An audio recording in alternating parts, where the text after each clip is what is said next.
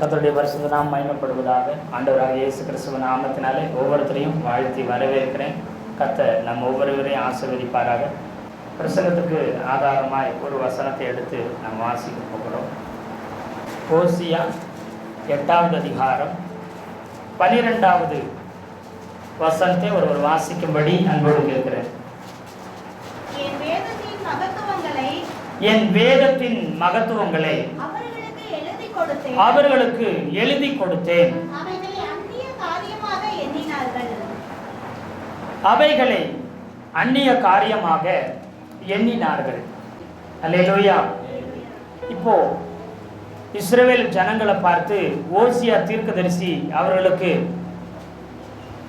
எழுதியிருந்த வார்த்தை, சொன்ன வார்த்தை, என் வேதத்தின் மகத்துவங்களை அவர்களுக்கு எழுதி கொடுத்தேன், அவைகளை அந்நிய காரியமாக எண்ணினார்கள் என்று சொல்லி இஸ்ரவேல் ஜனங்களை பார்த்து ஓசியா தீர்க்கதரிசி மூலம் கர்த்தர் பேசினார். மேல உள்ள வசனம் 11 எப்ராயிமை அவர் குறித்து பேசிட்டு இந்த வசனத்தை அவர் சொல்லுகிறார். 12 கோத்திரங்களில் 10 கோத்திரம் ஒரு வடக்கு பகுதியாகவும் 2 கோத்திரம் தெற்கு பகுதியாகவும் பிரிந்தது. சாலமோனுடைய மகன் ரெகொபெயாம் காலத்தில் யெரொபெயாம் 10 கோத்திரத்தையும் ரெகொபெயாம் 2 கோத்திரத்தையும் எடுத்துக்கொண்டாங்க.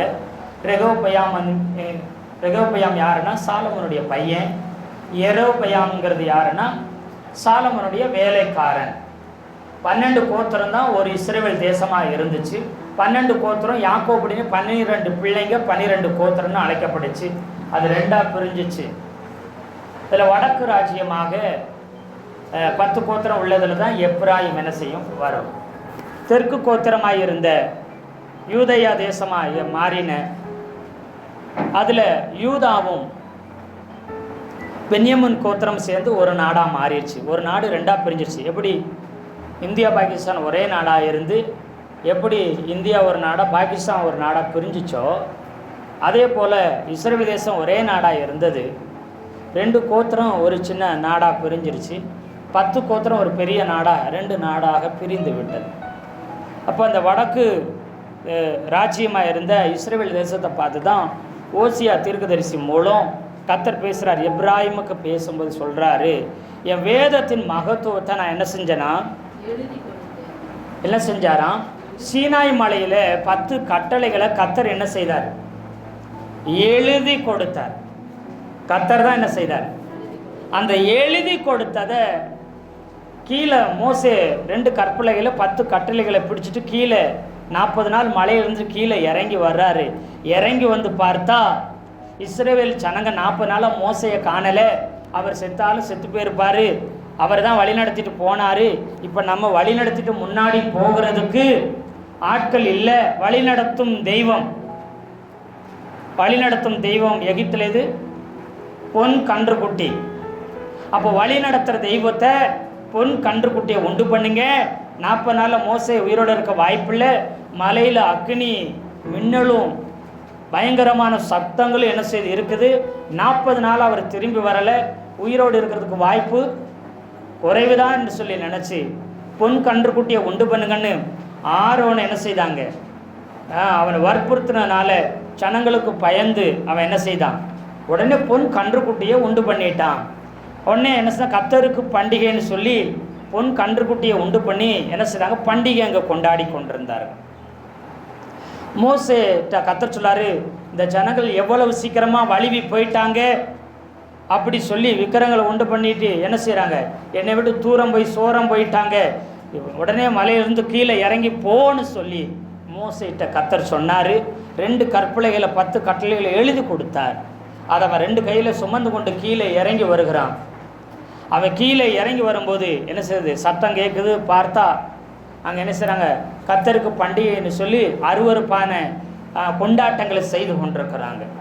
இப்போ கற்பலகையை கொண்டு வந்தவர் இவங்களுக்கெல்லாம் கட்டளையா, இவங்களுக்கெல்லாம் பிரமாணமா, இவங்களுக்கெல்லாம் ஆண்டவருடைய வார்த்தை தேவையான்னு சொல்லி அந்த கற்பலையை எடுத்து கோபத்தில் என்ன செய்தான், எரிந்து உடைத்து போட்டார். யாரு, மோசே. ஜனங்கள் செய்த தவறுதனால தப்பிதங்களால் கர்த்தர் அவருங்க மேலே கோபம் கொண்டா எவ்வளோ பெரிய அழிவு வரும். அதெல்லாம் நினச்சி கோபத்தில் எதை தூக்கி அடிச்சிட்டு அப்படி எழுதி கொடுத்த கற்பலகை என்ன செய்தார், உடைத்து எறிந்தது. அல்லேலூயா, அல்லேலூயா.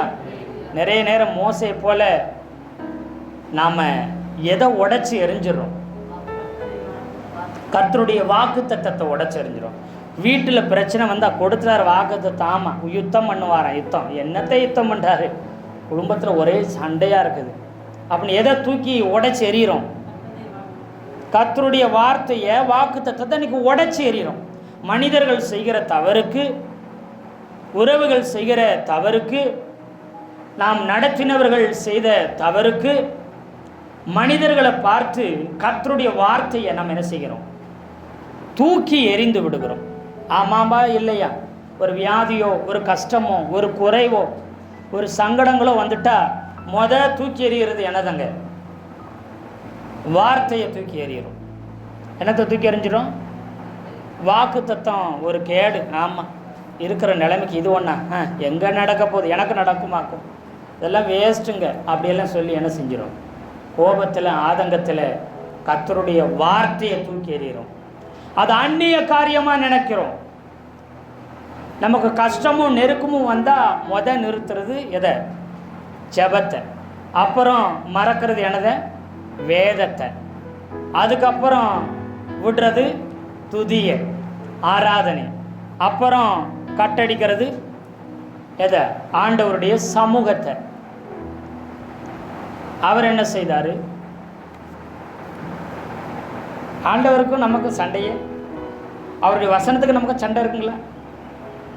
அவரை துதிக்கிற, ஆராதிக்கிற எதை நமக்கு பிரச்சனை இருக்குங்களா? ஆனால் நம்ம எதை கட் பண்ணுறோம்? எனக்கு இன்றைக்கி கொஞ்சம் உடம்புக்கு முடியாமல் இருக்குது, இன்றைக்கி ஜெபிக்காமல் படுத்துக்கலாம் அப்படின்னு படுத்தது இல்லைங்களா நம்ம? சரி, இன்றைக்கி எனக்கு உடம்புக்கு முடியல, சாப்பிடாம படுத்துக்கலாம். எதுக்கு எடுத்தாலும் தேவ ஜனங்க கட் பண்ணுறது எதை? ஆண்டவரையும் ஆண்டவருக்குரிய காரியத்தை தான் கட் பண்ணுவோம். ஆமாவா இல்லைங்களா? சொந்த பந்த வீட்டுக்கு வந்துட்டாங்க, எதை கட் பண்ணுவோம்? என்னைக்காச்சும் சொந்த பந்தத்தை கட் பண்ணியிருக்கோமா? கட் பண்ணால் துண்டாக எடுத்துட வேண்டியதில்லை. இன்னைக்கு ஆகாது அப்படி என்னைக்காவது நம்ம சொல்லிக்கிறோமா? தைரியம் இல்லை. அல்லேலூயா. எது வந்தாலும் சரி, என்ன ஆனாலும் சரி, மறக்கிறது, தள்ளுறது, தூக்கிறது தேவனைத்தான், ஏசப்பாவைத்தான். ஆனால் நாம் சொல்லுவோம், நான் என்ன செஞ்சேன்னு கேட்போம். ஒரு கேள்வி, நான் என்ன பாவம் பண்ணேன் எனக்கு மட்டும் இப்படி நடக்குன்னு கேட்போம். வார்த்தை இதுதான் சொல்லுவோம். ஏன்னா வேதத்துடைய மகத்துவம், மகிமை, மேன்மை நமக்கு என்ன செய்யலை, தெரியலை. அது ஒரு பேப்பராக பார்க்கும், அது ஒரு வார்த்தையாக பார்க்குறோம், அவ்வளவுதான். அதில் என்னங்க இருக்குது? ஏதோ ஒரு புத்தகம், பைபிள் ஒரு புத்தகம், அதில் இருக்கிற எழுத்து ஒரு வார்த்தை, அவ்வளவுதான். எழுத படிக்க தெரிந்தவங்களை விட எழுத படிக்க தெரியாதவங்க கூட இந்த வசனத்தின் மேலே மரியாதை வைப்பாங்க. படிக்க தெரியனாலும் இதை என்ன செய்வாங்க? வசனத்தை மதிப்பாங்க. ஆமாவா இல்லைங்களா? சொல்லுங்க. சின்ன ஒரு பேப்பரு, அது என்ன பேப்பர் இடங்காலும் அந்த பேப்பரை என்ன செய்ய மாட்டாங்க? மிதிக்க மாட்டாங்க. பார்த்துருக்கீங்களா? படித்தாலும் என்ன செய்வாங்க? படித்தாலும் என்ன செய்வாங்க? கிடக்குதான் பேப்பர் அப்படின்னு எட்டி விட்டுட்டு போவாங்க. அது ஏதோ பேப்பருங்க, ஏதோ ஒரு மேகசின்ங்க, ஏதோ ஒரு சின்ன நோட்டீஸுங்க, துண்டு பிரச்சாரம் ஏதோ ஒன்றுங்க அப்படின்னு அப்படி தள்ளி விட்டு போயிடுவோம், இல்லை தூக்கி எடுத்து எரிஞ்சிருவோம். ஆனால் எழுதி படிக்க தெரியாமல் என்ன செய்வாங்க? ஏதோ ஒன்றுங்க, எதுக்குங்க அதை காலில் தட்டிக்கிட்டு எடுத்து பத்திரமா கொண்டு போய் என்ன செய்வாங்க? ஆமாவா இல்லைங்களா? வேதத்தின் மகத்துவத்தை எழுதி கொடுத்தேன், அதை அந்நிய காரியமாக நினச்சிட்டாங்களா? ஏன் அந்நிய காரியமாக நினச்சிட்டாங்கன்னா வேதத்தினுடைய மகத்துவம் உங்களுக்கு தெரியலை. இன்றைக்கும் கூட வேதத்தின் மகத்துவங்கிற தலைப்பில் வேதத்தை குறித்து நாம் ஒரு சில காரியங்களை பார்க்க ஏசப்பா நமக்கு உதவி செய்வாராக. எரேமியா தீர்க்க தரிசன புஸ்தகம் 23வது அதிகாரம் 28வது வசனத்தை ஒருவர் வாசிக்கலாம். சொப்பனத்தை விவரிப்பானாக, என் வார்த்தை உள்ளவனோ என் வார்த்தையை உண்மையாய் சொல்வானாக. கோதுமைக்கு முன் பதர் எம்மாத்திரம் என்று கர்த்தர் சொல்கிறார். இங்கே எரேமியா தீர்க்கதரிசி சொல்லும்போது என்ன சொல்ல, திரும்ப வாசிக்க பார்க்கலாம். சொப்பனம் கண்ட தீர்க்கதரிசி சொப்பனத்தை விவரிப்பானாக, என் வார்த்தை உள்ளவனோ என் வார்த்தையை உண்மையாய் சொல்வானாக அப்படின்னு அவர் என்ன செய்கிறார், சொல்லுகிறார். அடுத்து, கோதுமைக்கு முன்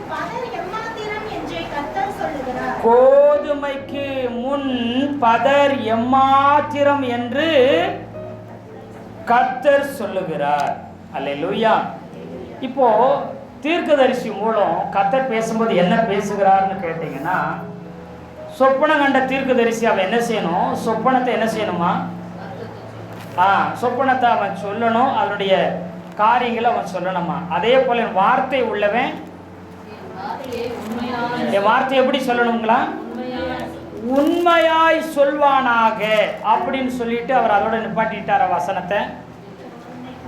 அப்புறம் என்ன சொல்றாரு, கோதுமைக்கு முன்னாக பதர் எம்மாத்திரம் என்று அவர் சொல்லுகிறார். கோதுமைக்கு முன்னாடி பதர் எம்மாத்திரம். அப்ப எதை கோதுமைன்னு சொல்றாரு, எதை பதர்ன்னு சொல்றாரு. அல்லேலூயா. இங்க சொப்பனம் கண்ட தீர்க்கதரிசி சொப்பனத்தை விவரிச்சு சொல்லுன்னு சொல்லிட்டு, என் வார்த்தை உள்ளவனு என் வார்த்தையை உண்மையாய் சொல்லுன்னு சொல்லிட்டு, கோதுமைக்கு முன் பதர் எம்மாத்திரம் அப்படின்னு சொல்றாரு. எது கோதுமை, எது பதறு? சொப்பனம் அதாவது தீர்க்க தரிசனம் என்பது எதான், பதறு. எது கோதுமையா, வசனம் ஆண்டவருடைய வார்த்தை தான் கோதுமையா. இன்றைய காலகட்டத்தில் கோதுமையை தூக்கி எறிஞ்சிட்டு பதரை தேடி ஓடுறோம் அப்படின்னு என்ன அர்த்தம்னா, நான் தீர்க்க தரிசனத்தை குறைவாய் சொல்லவில்லை. இந்த இடத்துல தீர்க்க தரிசி மூலம் கர்த்தர் சொல்றதுன்னா, தீர்க்க தரிசனம் என்பதெல்லாம் ஆண்டவருடைய வார்த்தைக்கு முன்னாடி எதுங்களாம், பதர், அதாவது உமி. அப்போ எப்பயும் இல்லாத அளவுக்கு ஜனங்க பிரசங்கம் கேட்கறத, சத்திய வசனத்தை கேட்கறத விட எதையும் கேட்கிறோம் சொல்லுங்களேன். ஏன்னா எது கோதுமை எது உமின்னு ஊழியக்காரங்க சொல்லி கொடுக்க தவறிட்டாங்க. அரிசியை தூக்கி போட்டுட்டு உமியை சாப்பிட்டா எப்படி இருக்கும்? தீர்க்க தரிசனம் மட்டும் இப்போ ஊழியக்காரன் நான் இருக்கிறேன், ஒவ்வொரு தலையில கர்த்தர் உனக்கு ஒரு இதை காண்பிக்கிறார், இருளை காண்பிக்கிறார், வெளிச்சமா காமிக்கிறார். கர்த்தர் ஒரு கிரீடை இறங்கி வரதை காமிக்கிறாரு, இந்தா ஒரு கோல் இறங்கி வருதுங்க, இந்தாங்க, ஆமா ஒரு பைபிளே உங்களுக்கு நேரம் இறங்கி வந்துருச்சுங்க, ஒரு புறா நேரடியா இறங்கி தலைக்குள்ள இறங்குதுங்க. இப்படி எல்லாம் நான் சொன்னேன்னா வெள்ளை கோயில் சபையிலே பெரிய சர்ச்சை யார் சர்ச்சா தான் இருக்கும் சொல்லுங்க, சொல்ல முடியுங்க. நான் வேதத்தை எழுதி கொடுத்தேன், அதை அந்நிய காரியமாக எண்ணினீர்கள் அப்படின்னா, ஆமா இந்த ஆளுக்கு வேற வேலையே இல்லை. ஒரு நல்ல பிரசங்கமா ஆண்டவர் உயர்த்துவாரு, கை கொடுப்பாரு, காப்பாற்றுவாரு, தூக்கி எடுப்பாரு, உனக்கு எல்லா ஆசீர்வாதத்தையும் உன் தலையிலேயே குமிச்சிருவாரு, முட்டை ஆண்டவர் உன்னை ஆசீர்வச்சிருவாரு அப்படியெல்லாம் சொல்லுவாங்கன்னு பார்த்தா, கர்த்தர் ஏதோ உன்னை உயர்த்த போறதாய் காண்பித்து கொண்டிருக்கிறார். கர்த்தர் உன்னை அப்படியே வெளிப்படுத்துறார். கர்த்தர் உன்னை குறித்து தரிசனத்தை காண்பிக்கிறார். தப்புள்ள உண்மையாக இருக்குதா, தப்புன்னு சொல்ல வரல, அதே பொழப்பா இருக்கக்கூடாது இல்லையா சொல்லுங்களேன். மனுஷனுக்கு சாப்பாடு தான் முக்கியம். இது மிருக ஜீவனுக்கு ஆடு மாடுக்கு போய் அரிசியை கொட்டினா எப்படி இருக்கும் சொல்லுங்க? ஆட்டு மாடுக்கு அரிசியை கொட்டினா என்ன செஞ்சிடும்? செத்து போயிடும். நமக்கு உமி கொட்டினோம்னா, நாம சாப்பிட்டோம்னா செத்து போயிடும். ஆமாவா இல்லைங்களா? அரிசி சாப்பிட்ட நாம உயிரோடு இருப்போம், உண்மையை சாப்பிட்ட மிருக ஜீவன் என்ன செய்யும்? ஆடு மாடு உயிரோடு இருக்கும். இதை மாற்றினா என்ன ஆகும்? சாவு கன்ஃபார்ம். அதே மாதிரி சத்தியத்தை மாற்றினாலும் அல்லேலூயா. ஏன்னா வசனங்கள் இருக்குது. என் வேதத்தை கேளாமல் செவி கொடுக்காதவனுடைய ஜெபத்தை நான் என்ன செய்வேனா? அருவருப்புங்கிறாரு. அருவருப்புனா அவ்வளவு அருவருப்பு அப்படிங்கிறாரு. அல்லேலூயா சொல்லுங்க. இதுவும் பைபிள்ல தான் இருக்குது. நல்லா கவனிச்சுக்கோங்க. அரிசிக்காக உமி வந்துச்சா, உமிக்காக அரிசி வந்துச்சா? அரிசிய பாதுகாக்கிறதுக்காக உமி இருக்குது. அல்லேலூயா சொல்லுங்களேன். இந்த உமி எதுக்கு மூடி பாதுகாப்பாக இருக்கணும்? நேரம் எங்கே கொண்டு போகுது? அரிசிக்கு நேரம் நம்மளை ட்ராவல் பண்ண வைக்கிது. இந்த அரிசி பாதுகாப்பாக வச்சுருக்குது. அப்போ நமக்கு தெரியும் உமி முக்கியம் இல்லை, எனக்கு முக்கியம் இல்லை, எதுதான் எனக்கு முக்கியம்? அரிசி முக்கியம். ஆனால் வெளியில் பார்த்தோன்னா பலாருன்னு அழகாக சூப்பராக தெரியுறது எதுதான் தெரியும்? மேலே இருக்கிற உண்மை தான் அப்படி கவர் பண்ணிட்டு பழகா இதை தான் சாப்பிட்ணும் நம்ம நினச்சிக்கோம். இன்னைக்கு தீர்க்க தரிசனம் வெளிப்படையா வெளியரங்கமா எளிதில் கண்டுகொள்ளத்தக்க அப்படி ஈஸியாக இருக்குன்னா பார்த்தோன்னே இதுதான் அப்படின்னு நாம் நினைச்சோம். அல்லேலூயா. அதெல்லாம் அப்பப்போ சரியில்லாத போய் சரி செய்யணும். கீழே விழுந்து கிடக்கும்போது தூக்கி விடும். ஒரு சில நேரத்தில் என்ன செய்யும்? உற்சாகப்படுத்தும். ஒரு சில நேரத்தில் கர்த்தர் அந்த தீர்க்க தரிசனம் கூட இடைப்படுவார். அவ்வளவுதான். எப்பயுமே பேசுறது, எப்பயுமே வாழ வைக்கிற ஒன்னே ஒன்று அந்த வசனம் மட்டும்தான். அல்லேலூயா சொல்லுங்களேன். யோவேல சொல்லும்போது பிள்ளைகள் என்ன செய்வாங்க? சொப்பனங்களையெல்லாம் என்ன செய்வாங்களா? காண்பார்கள். தீர்க்க தரிசனம்லாம் உரைப்பாங்கன்னெல்லாம் சொல்லியிருக்குது வசனம். ஆமாவா இல்லைங்களா? சொப்பனம் காணணும், தீர்க்க தரிசனம் உரைக்கணும், அதுவும் ஒரு ஊழியம்தான். அது ஆண்டவர் குறைவா சொல்லல. ஆனா தீர்க்க தரிசனம் என்பது வசனத்துக்கும் முன்னாடி, தேவனுடைய வார்த்தைக்கு முன்னாடி அது ஒரு உமி மாதிரி தான். அரிசிக்கு முன்னாடி எப்படி உமியோ அதே போலதான். இதை ஒவ்வொரு ஊழியக்காரரும் சொல்லிக் கொடுக்கணும். ஒவ்வொரு விசுவாச மக்களும் தெரிஞ்சிருக்கணும். பைபிள் தூக்குற ஒவ்வொருத்தருக்கும் தெரிஞ்சிருக்கணும். ஒரு மேல வந்து கவர், இதை விட எது முக்கியம்? உள்ள இருக்கிற வசனம் முக்கியம். நம்ம கவரை பார்த்து அழகா சூப்பரா இருக்குது சார், புதுசா பளபளன்னு மின்னுது அப்படின்னு கவரை பார்த்துட்டு இருக்க கூடாது. எதை பார்க்கணுமோ அதை மறந்துட்டோம். அந்த காலகட்டத்திலையும் தீர்க்கதரிசியை தேடி ஓடுவாங்க. கர்த்தர் என்னை பத்தி எதையாவது சொல்லணும்னு ஓடுனாங்களா? முழு தேசமும் ஓடிச்சா. இன்னைக்கும் தேசம் எங்க ஓடிக்கிட்டு இருக்குது? என்னை பத்தி எதையாவது சொல்லுவாரா? அப்படித்தான் போறோம் நம்ம. ஆமாவா இல்லையா? உங்களை ஒண்ணுமே சொல்ல முடியாங்க. உங்களுக்கு தீர்க்க தரிசனம் சொல்ல நாங்க போவீங்களா? போவீங்களா? சொல்லுங்க. இப்போ நிறைய இடத்துல என்ன செய்றாங்கன்னா, முக்கியமா எதை அதிகமா பேசிட்டே இருக்கிறாங்க. எங்க போனாலும் பிரபலமா இருக்குன்னா முக்கியமா எதை சொல்றாங்க? தீர்க்க தரிசனங்கள் என்ன செய்றாங்க? மென்ஷன் பண்றாங்க. தீர்க்க தரிசனத்துக்கு நேரா தீர்க்க தரிசனம் நல்லதுதான். ஆனா உயிர் நாடி எதுனா வசனம். அல்லேலூயா. ஏன்னா இதுல எழுதியிருக்கிற ஒவ்வொரு எழுத்தும் தீர்க்க தரிசனம் தான். அல்லேலூயா. இப்ப இருக்கிற அத்தனை வார்த்தைகளும் தீர்க்க தரிசனமானது. கிட்டத்தட்ட பல்லாயிரம் வருஷத்துக்குரிய சரித்திரத்தை, நடந்தத, நடக்கிறத, நடக்க போகிறதையும் அத்தனையும் எழுதி வச்சிருக்கிற இந்த வார்த்தை, தேவனுடைய வார்த்தை. இதுல 1-2 பொறுக்கி எடுத்து சொல்றோம் நாம, அதுதான் அப்படிங்கிறது இல்லை. முழு வார்த்தையும் அது தீர்க்க தரிசனமானது. இதை நாம் அறிந்து கொள்ள வேண்டும். இதை அறிய ஆரம்பிச்சிங்க. இந்த வசனத்தை படிக்காம உங்களால இருக்கவே அல்லேலூயா. கர்த்தருடைய வேதத்தின் மகத்துவம் அவ்வளவு மகிமையானது. ஏன்னா சங்கீதம் 138:2 ஒருவர் வாசிக்கும்படி அன்போடு கேட்கிறேன். உமது பரிசுத்த ஆலயத்திற்கு நேராக நான் பணிந்து, உமது கிருபையின் நிமித்தமும் உமது உண்மையின் நிமித்தமும் உமது நாமத்தை துதிப்பேன். உமது சகல பிரஸ்தாபத்தை பார்க்கிலும் உமது வார்த்தையை நீர் மகிமைப்படுத்தி இருக்கிறீர். உமது வார்த்தையை நீர் மகிமைப்படுத்தியிருக்கிறார். ஆனா உம்முடைய சகல பிரஸ்தாபம்னா ஆண்டவருடைய சகல பிரஸ்தாபம். எல்லாத்தையும் பிரஸ்தாபப்படுத்தினதை விட உமது வார்த்தையவே நீங்க என்ன செஞ்சிருக்கிறீங்க? மகிமைப்படுத்தி இருக்கிறீங்க. எல்லாத்த விட ரொம்ப பிரஸ்தாபப்படுத்துறது, ரொம்ப மேன்மையா விலை மதிக்க முடியாததை கர்த்தர் பார்க்கிறது அவருடைய வார்த்தையை மட்டும்தான். அதுல அடையாளம் வராது, அற்புதம் வராது, அதிசயம் வராது, சாட்சி வராது, அதுல தீர்க்க தரிசனம் வராது, அதுல எதுவுமே வராது. நம்பர் 1 இடம் வசனத்துக்கு மட்டும்தான். எல்லாத்த பார்க்கலும் தேவனே வார்த்தையை முக்கியத்துவம் கொடுக்கிறாரு. தீர்க்க தரிசனத்தையும் அடையாளங்களையும் அற்புதங்களையும் அதிசயங்களையும் தேடி தயவு செய்து ஓடிராதீங்க. அல்லேலூயா. ஓடிராதீங்க. பதர் ஒரு இடத்துல இருக்குமா? சொல்லுங்க. கொஞ்ச நாள் இங்க, கொஞ்ச நாள் அங்க, கொஞ்ச நாள் அங்க, கொஞ்ச நாள் அங்க, என்ன செஞ்சுட்டே இருக்கும்? சொல்லுங்க. பறந்து போகும். கொஞ்ச நாள் இங்க, அடுத்து அங்க, அடுத்து அங்கன்னு போகும். ஆனா கோதுமை பறக்குங்களா? பறந்து பறந்து ஒரு இடமா போங்களா? நெல் போகுமா? அது ஒரே இடத்துல தான் இருக்கும். இருந்த இடத்துல முளைக்கும், இருந்த இடத்துல வளரும், இருந்த இடத்துல 100 மடங்கு பலன் கொடுக்கும். அல்லேலூயா சொல்லுங்களேன். துன்மார்க்கரோ அப்படி இராமல் காற்று பறக்கடிக்கிற பதற பொண்ணு ஒரு இடத்துல நிலையா இல்லாம பறந்து பறந்து பறந்து அலைஞ்சு அலைஞ்சு அலைஞ்சு யாருக்கும் பிரயோஜனம் இல்லாம பலன் இல்லாம போயிடுவாங்க. தீர்க்க தரிசனத்தை நான் துன்மார்க்கருக்கு ஒப்பிட்டு சொல்லல.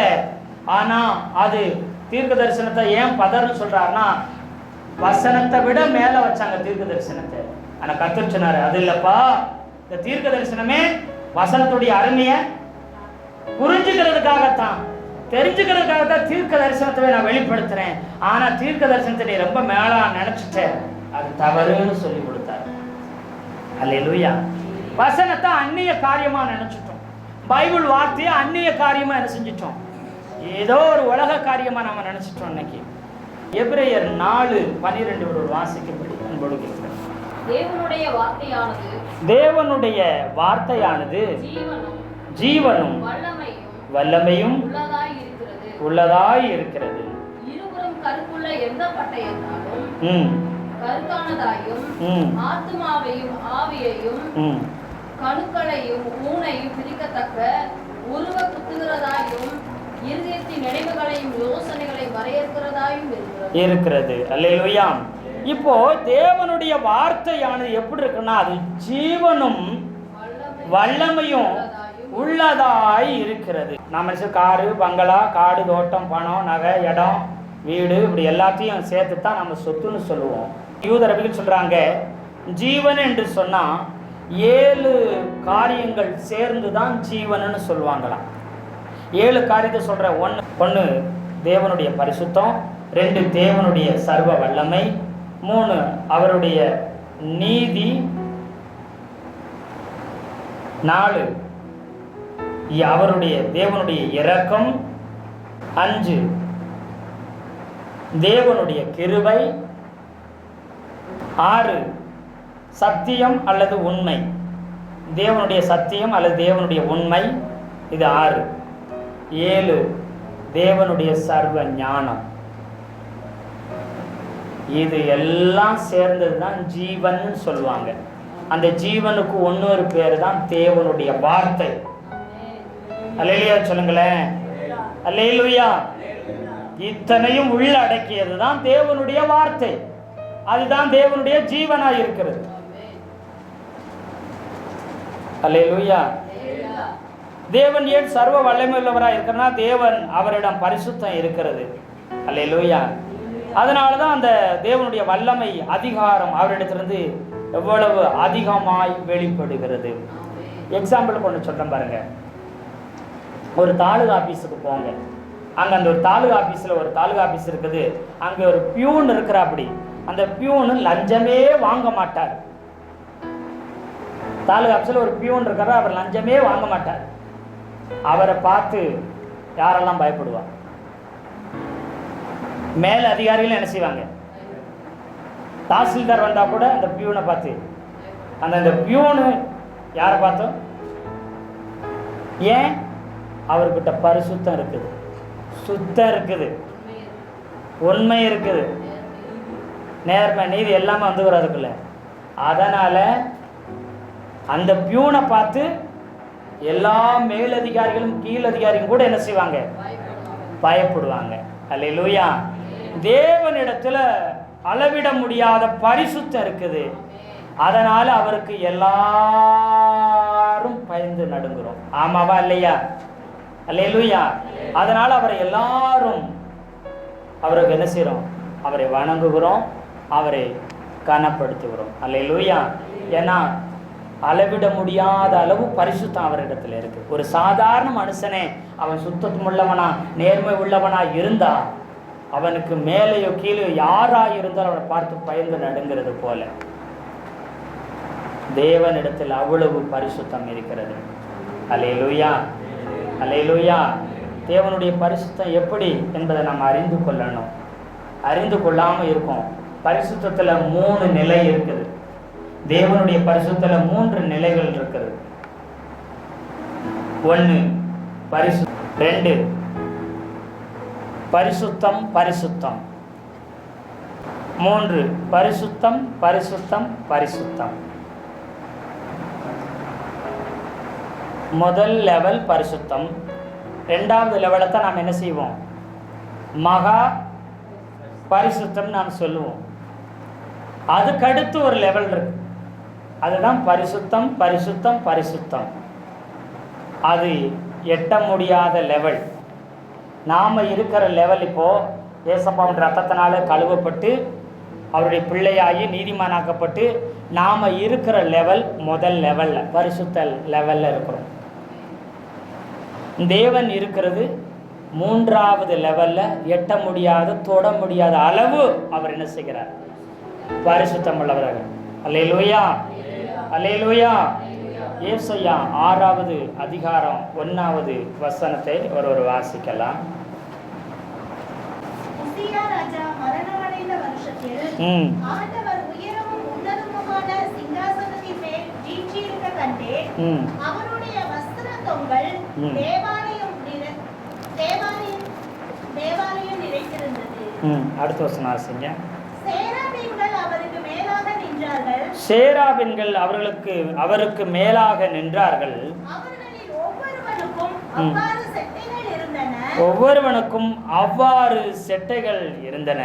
அவனவன் 2 செட்டைகளால் தன் முகத்தை மூடி, 2 செட்டைகளால் தன் கால்களை மூடி, 2 செட்டைகளால் பறந்து ஒருவரை ஒருவர் நோக்கி, சேனைகளின் கர்த்தர் பரிசுத்தர் பரிசுத்தர் பரிசுத்தர், பூமி அனைத்தும் அவருடைய மகிமையால் நிறைந்திருக்கிறது என்று கூப்பிட்டு சொன்னார்கள்.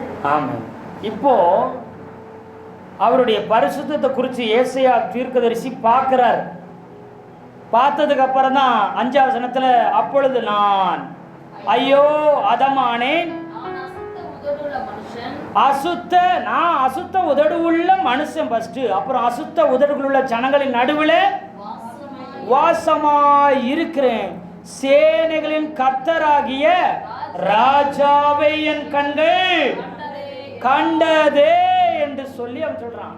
உசியா ராஜாவை பார்த்துக்கிட்டு இருந்தவன் இப்ப யாரை பார்க்க ஆரம்பிச்சான்?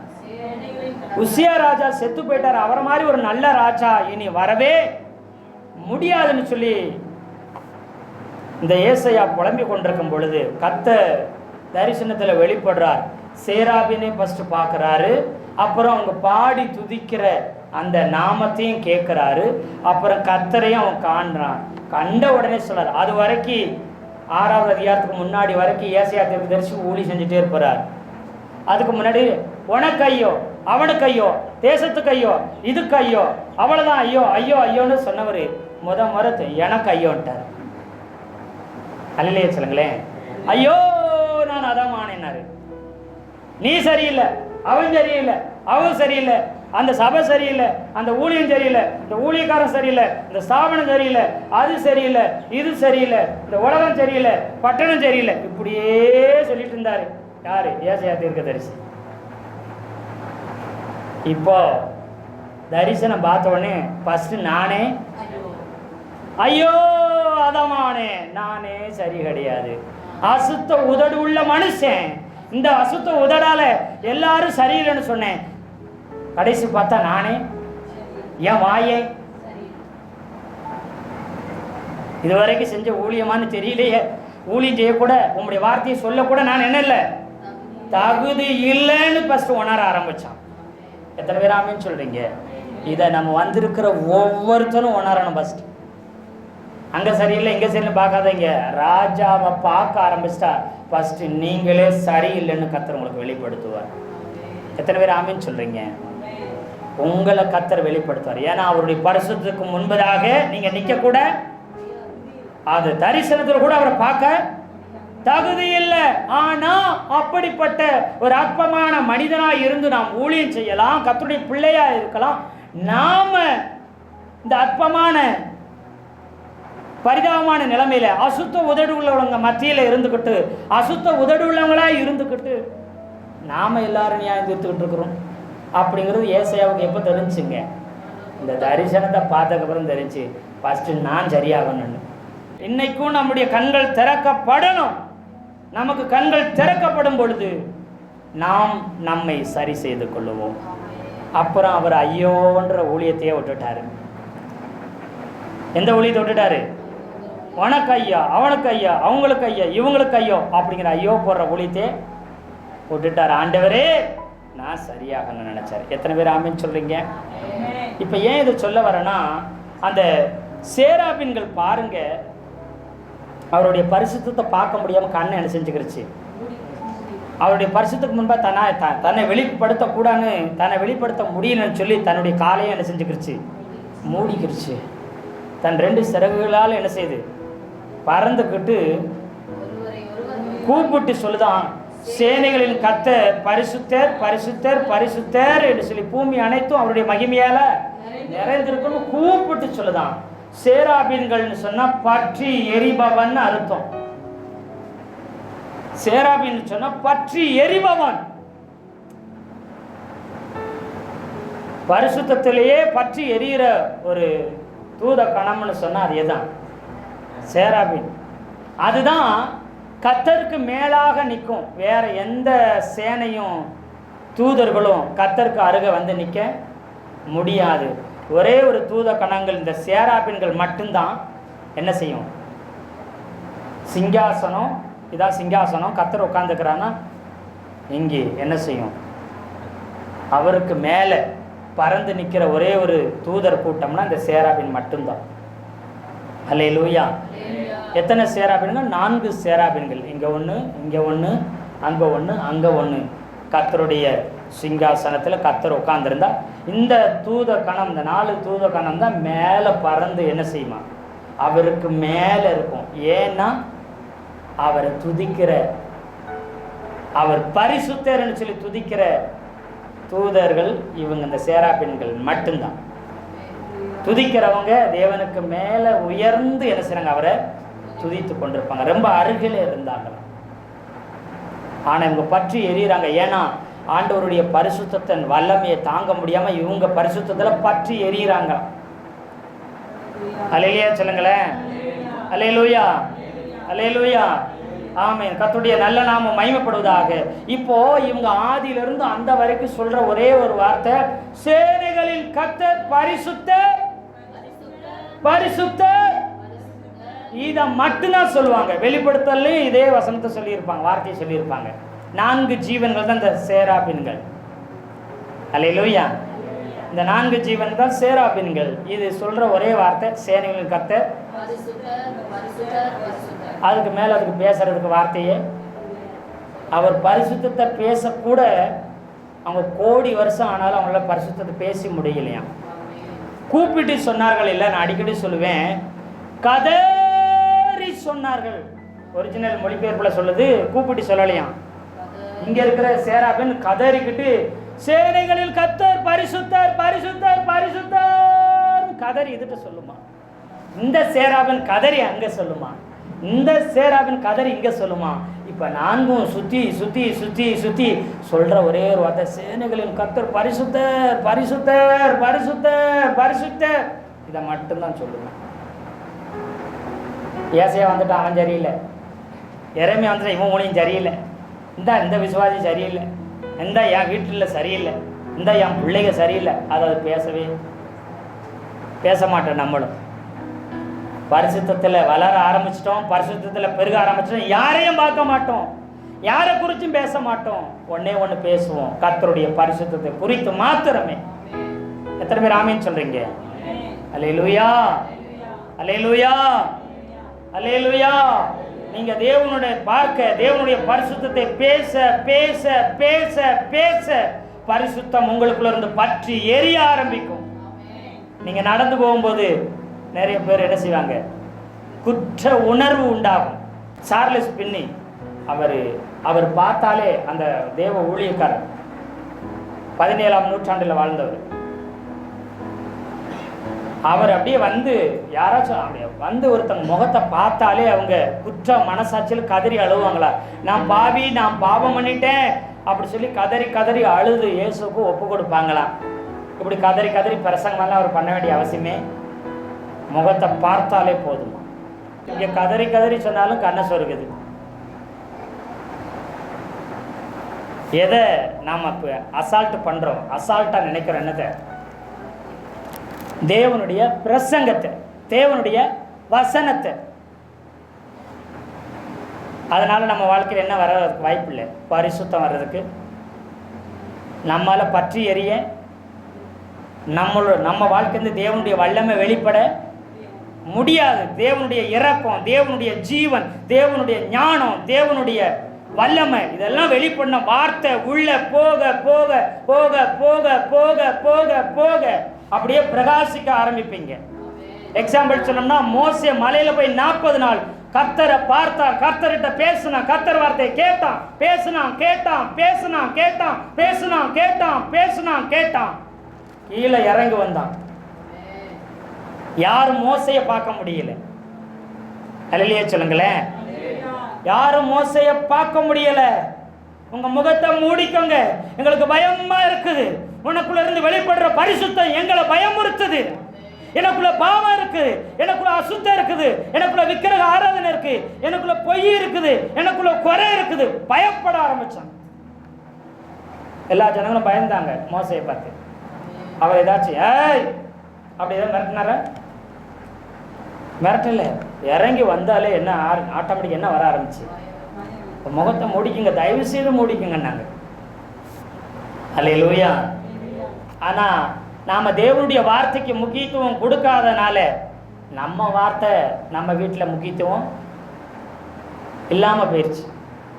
என் வார்த்தைக்கு மரியாதை இல்லாம போனதுக்கு ஒரே காரணம், நான் யார் வார்த்தைக்கு முக்கியத்துவம் கொடுக்கல. கர்த்தருடைய வார்த்தைக்கு நான் முக்கியத்துவம் கொடுத்தா என் வார்த்தை எப்பயும் உயர்ந்து நிற்கும். நீங்க பேச ஆரம்பித்தால் ஒரு பயம் உண்டாகும், ஒரு கீழ்ப்படிதல் உண்டாகும், உங்களை பார்த்தோன்னா ஒரு மரியாதை உண்டாகும். ஏன்? உங்களுக்குள்ள தேவனுடைய வார்த்தை உள்ள போகுது, தேவனுடைய பரிசுத்தம் உள்ள போய்கொண்டே இருக்குது. அது அப்படியே பிரகாசிக்கும் பாருங்க, அது அப்படியே வெளிப்படும் பாருங்க. அப்போ உங்களை பார்த்தாலே பயப்படுவாங்க. ஒரு மரியாதை, பயங்கலந்த மரியாதை உண்டாகும். ஏன்னா தேவனுடைய பரிசுத்தம் உங்களிடத்துல வெளிப்படுது. அது தேவனுடைய வார்த்தையிலிருந்து தான் வெளிப்படும். எங்கெல்லாம் வார்த்தைக்காக காத்திருந்தாங்களோ, எங்கெல்லாம் தேவனுடைய சமூகத்தில் உட்காந்து அவரோட பேசினாங்களோ, அப்போ எல்லாம் பார்த்தீங்கன்னா பாருங்க, இயேசு கிறிஸ்து மறுரூப மலையில் போய் ஜெபம் பண்ணார் மட்டும் தான் நம்ம சொல்கிறோம். ஆனால் அங்கே எதை பற்றி பேசிட்டு இருந்தார்? வார்த்தையை பற்றி. வார்த்தையானவரே வார்த்தையை குறித்து பேசிட்டு இருந்தார். அவர் பிரகாசிக்க ஆரம்பித்தார். மோசே பிரகாசிக்க ஆரம்பிச்சுக்க சரி, அவர் 40 நாள் வாசம் படி கண்ணபடி ஆண்டவரே சோத்திரம் சோத்திரம் மட்டும் இல்லை, நாட்டை பேசிட்டு இருந்தார். தேவனோடு பேசினார், தேவன் அவரோடு பேசினார். தேவன் வார்த்தை மூலம் மோசையோடு பேசினார். வசனம் போன வர வாசம். தேவன் சீனாய் மலையிலிருந்து இறங்கி வார்த்தை மூலம் மோசையோடு பேசினார். மோசே வார்த்தையாகிய தேவனிடத்துல பேசினான்.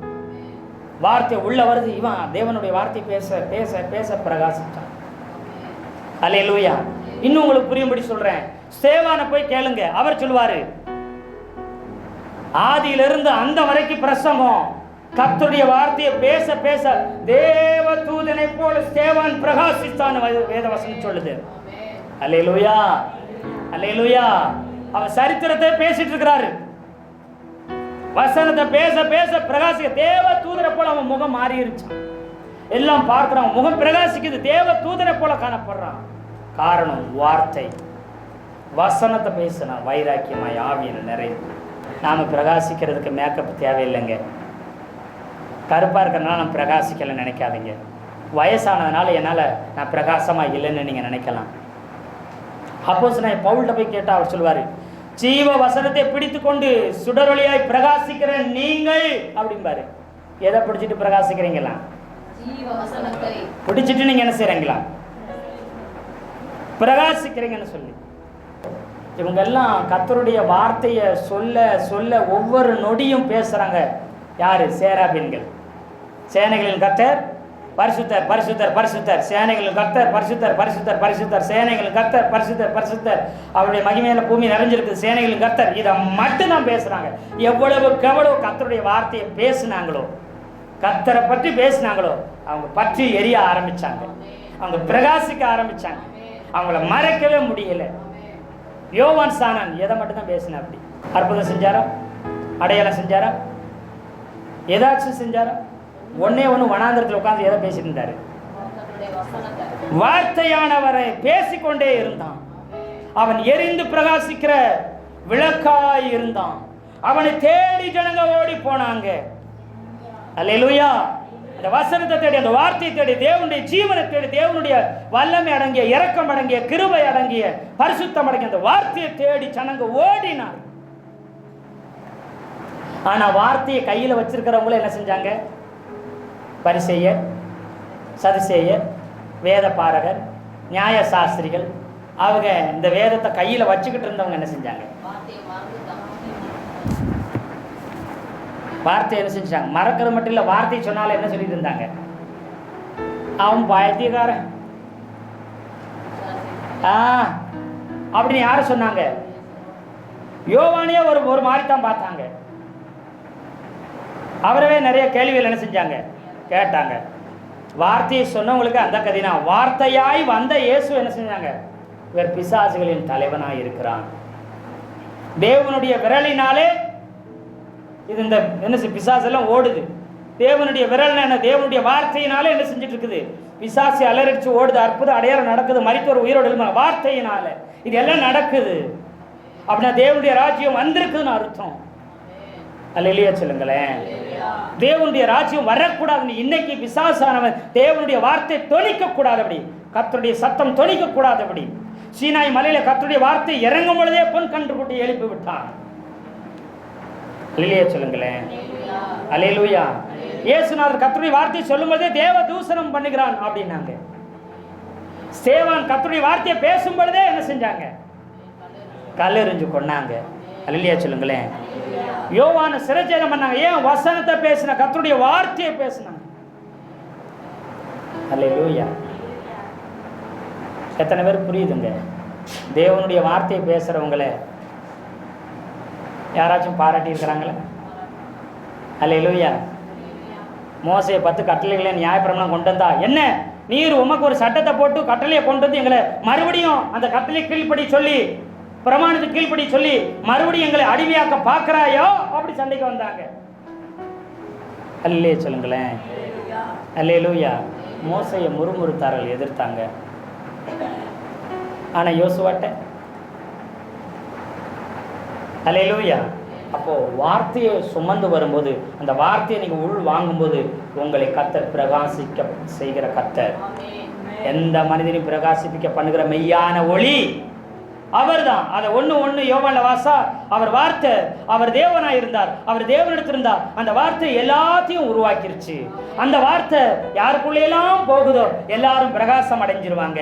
அது மெய்யான ஒளி, அது பிரகாசிக்க பண்ணுகிற ஒளி, அது ஜீவனுள்ள ஒளி. அல்லேலூயா சொல்லுங்களேன். அதை மறந்துட்டோம், அதை அந்நிய காரியமா நினைச்சிட்டோம். அதை விட இன்னொரு வசனம் சொல்லுது, நீ என் வேதத்தை மறந்தால் நான் உன் பிள்ளைய, நீ வேதத்தை மறந்துட்டா நான் உன் பிள்ளைய என்ன செஞ்சிருவேன்? மறந்துடுவேன். நீ என் வேதத்தை வசனத்துக்கு நீ செவி சேர்க்கலாம், உன் ஜெபம் அருவருப்பா. இன்னும் வேதத்தை உதாசீனப்படுத்துறவங்க குறித்து நிறைய வார்த்தை இருக்குது. அல்லேலூயா. அல்லேலூயா. எல்லாத்த விடையும் நம்பர் 1 கர்த்தர் பார்க்குற ஒன்னே ஒன்று வசனம். கர்த்தருடைய வசனம், கர்த்தருடைய வசனம், கர்த்தருடைய வசனம், கர்த்தருடைய வார்த்தை, கர்த்தருடைய வசனம், கர்த்தருடைய வார்த்தை. அல்லேலூயா. எத்தனை பேர் ஆமென் சொல்றீங்க? ஆனா இன்னைக்கு அடையாளங்கள், அற்புதங்கள், அதிசயங்கள், விடுதலைகள், கட்டு உடைக்கிறோம் சொல்றாங்க. நிறைய பேர் என்கிட்ட கேட்பாங்க, இப்படியெல்லாம் சொன்னாங்க, இப்படியெல்லாம் இருக்குதா, இப்படியெல்லாம் பண்ணலாமா? நேராக வீட்டுக்கே வந்து நான் உடச்சி விட்டுறேன், நான் எடுத்துடுறேன், அப்படி பண்ணிடுறேன், கட்டுகளெல்லாம் கட் பண்ணி விட்டுறேன் அப்படியெல்லாம் சொல்கிறாங்க. அப்படியெல்லாம் நீங்கள் பண்ணுவீங்களா? ஏன் நீங்கள் பண்ண முடிக்கீங்க? நீங்கள் ஒன்றுமே பண்ண முடிக்கீங்க. ஒன்றே ஒன்று பண்ணுறீங்க, வாயை திறந்து எதுக்கிறதா எதை பேசிட்டு இருக்கீங்க? வசனம், பிரசங்கம், வசனம். வேறு இதை விட்டால் வேறு ஒன்றுமே தெரியாதுன்னு நினைக்கேன் அப்படின்னு நிறைய பேர் என்கிட்ட கேட்டுக்கிறாங்க. நான் சொல்கிற வார்த்தையாகிய தேவனுடைய வார்த்தையை ஒழுங்காக கேட்டாலும் கட்டும் கிடையாது, ஒன்றும் கிடையாது. உனக்கு யாரை தேடி ஓட வேண்டிய அவசியமும் கிடையாது. ஆனால் உன்னைய தேடி ஒரு கூட்டம் வருவாங்க. வசனத்தின்படி நீங்கள் கேட்டு கீழ்ப்படிந்து அதன்படி உங்கள் வாழ்க்கை அனுபவம் ஆக்கிட்டீங்கன்னா உங்களை தேடி கூட்டம் வரும். நீங்கள் யாரை தேடியும் போக வேண்டிய அவசியம் இல்லை. அல்லேலூயா சொல்லுங்களேன். கொஞ்ச காலத்துக்கு மறைந்திருக்கிறது போல காணப்படலாம். கர்த்தருடைய நாம மகிமைப்படுவதாக. ஏன் இதை சொல்கிறேன்னா, சத்தியம்தான் வாழ வைக்க முடியும். சத்தியம்தான் கடைசி வரை நம்ம என்ன செய்ய முடியும், நடத்த முடியும். யோசுவாவும் காலேப்பும் கானானுக்குள்ளே போனதுக்கு ஒரே ஒரு காரணம், அவங்க அடையாளங்களையோ அற்புதங்களையோ தீர்க்க தரிசனங்களையோ எதையும். ஏன் மோசையை கூட அவங்க பார்க்கல? மோசையே போகலை, நான் போக மாட்டேன்னு யோசுவா இருந்திருக்கலாம்ல? இருந்தாருங்களா? இல்லை. வார்த்தையை நம்பினார். தேவன் நம்மோடு கூட இருக்கிறார். கானானை எளிதில் சுதந்திரத்துக் கொள்ளும்னு சொல்லியிருக்கிறாரு. அவர் சொல்லியிருக்கிறாரு. அந்த வார்த்தையை நாங்கள் நம்புகிறோம். ஆனால் எளிதில் என்ன செஞ்சுக்கிறோம், சுதந்திரிப்புன்னு சொல்லி அவங்க சுதந்திரித்து கொண்டாங்க. இது மோசை ஏன் போகலைன்னுட்டு ஆரம்பத்திலே சொன்னார், இல்லை இந்த ஜனங்களை என்னால் நடத்தி கொண்டு போக முடியாது. இருக்கும்போது இவங்க இவ்வளோ பிரச்சனை பண்ணுறாங்க, நான் செத்து போனால் நல்லா இருக்கும். எங்கே கேட்டார்? வனாந்தரத்தில் வச்சு கேட்டார். இவங்களெல்லாம் நான் பெத்தனா, இவங்க என்கிட்ட அழுகுறாங்க, நான் செத்து போனால் நல்லா இருக்கும் அப்படின்னு யார் கேட்டது? மோசே கேட்டார். ஆனால் ஆண்டவர் சொன்னமா, நீ எங்கே கொண்டு போவ இவங்களை வழி நடத்தி? நீ கானான் கரையில் விடுன்னு சொல்லலைங்க, கானானுக்கு கொண்டு போவேன்னு தான் சொன்னார். ஆனால் இல்லை நான் இங்கேயே செத்து போகிறேன்னாரு. யார்? பெரிய பாஸ். செத்தும் போயிட்டார். கண்ணால் பார்ப்பேன், போக மாட்டேன். அதே பெரிய பாஸே போல நான் போவேன்னு நினச்சிருந்தா போயிருக்க முடியுங்களா? முடியாதுங்க. எத்தனை பேர் ஆமென் சொல்லுங்க? அவர் வார்த்தையை பிடிச்சுக்குங்க, அவரை நோக்கி பாருங்க, அவர் வார்த்தையின்படி வாழ ஆரம்பிங்க. எதையும் சாதிக்கும்படி கர்த்தர் கிருபை செய்வார். எங்கே போனால் நீங்கள் பிரகாசிப்பீங்க. அல்லேலூயா. உங்கள் புகழை, உங்களை பற்றி நீங்கள் யார்ட்டையும் சொல்ல வேண்டிய கர்த்தர் உங்களை குறித்து சாட்சி கொடுப்பார். அல்லேலூயா சொல்லுங்களேன். இயேசுநாதர் யோவானை குறித்து சாட்சி கொடுத்தார். யோவான் சன்னை குறித்து, அவன் எரிந்து பிரகாசிக்கிற விளக்காய் இருந்தான். ஸ்திரீகளில் பிறந்தவனே மிகவும் பெரியவன் அவன் தான். அல்லேலூயா. ஆமென். கர்த்ததாமே இந்த வார்த்தையில கொண்டு நம்மை ஆசீர்வதிப்பாராக. நாமும் அந்த வார்த்தையை தேவனுடைய வார்த்தையை பிடித்துக்கிறோம். வேதத்தின் மகத்துவ அதிகமாக தியானிப்போம். நம்மை கர்த்தர் பிரகாசிக்க செய்வாராக. ஆமென். ஆமென்.